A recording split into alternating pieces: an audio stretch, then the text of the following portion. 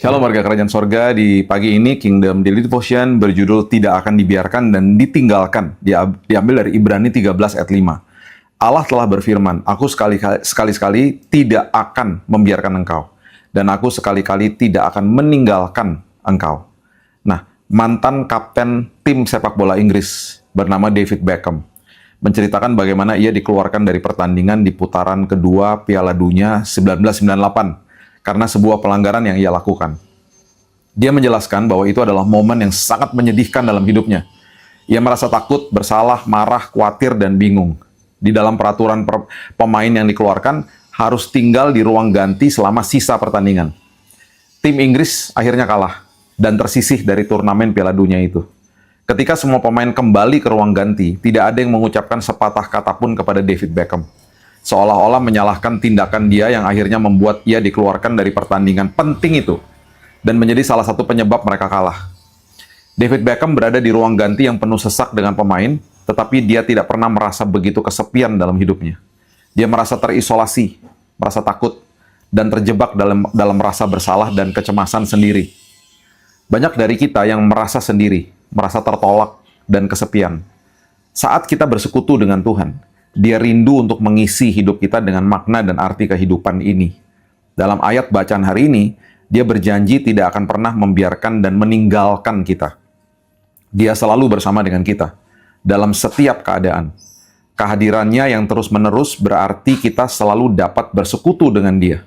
Kita dapat berbicara, berbagi keluhan dan pemikiran kita dengan Dia, dengan Tuhan. Hidup kita diperkaya dan sikap kita berubah saat kita mengisi hati dan pikiran kita dengan firman-Nya. Alkitab juga mengingatkan kita akan pentingnya terhubung dengan orang lain di dalam tubuh Kristus. Jangan sampai kita menjauhkan diri dari pertemuan ibadah. Ibrani 10 ayat 25. Tuhan menciptakan kita untuk berkomunitas dan memanggil kehidupan kita ke dalam sebuah hubungan dengannya melalui manusia lain. Ya, minta Tuhan untuk arahkan kita kepada seseorang yang bisa menjadi mentor atau sebuah kelompok sel yang bisa membantu kita bertumbuh dan berbagi kehidupan. Sama dengan David Beckham, salah satu yang bisa membuat kita merasa sendiri itu adalah perasaan bersalah, perasaan tertuduh, dan juga perasaan yang menyesal. Itu sebabnya Paulus berkata untuk melupakan apa yang ada di belakang dan mengarahkan diri untuk apa yang ada di depan. Filipi 3 ayat 13.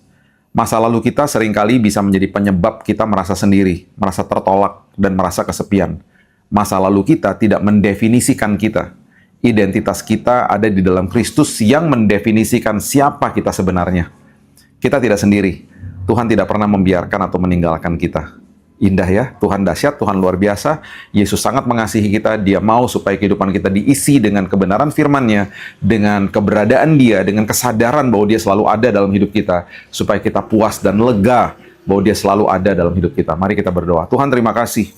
Hari ini mungkin kami merasa sepi, merasa sendiri, merasa terisolasi, merasa bersalah, merasa menyesal mungkin dengan apa yang kami lakukan, dengan apa yang terjadi dalam hidup kami.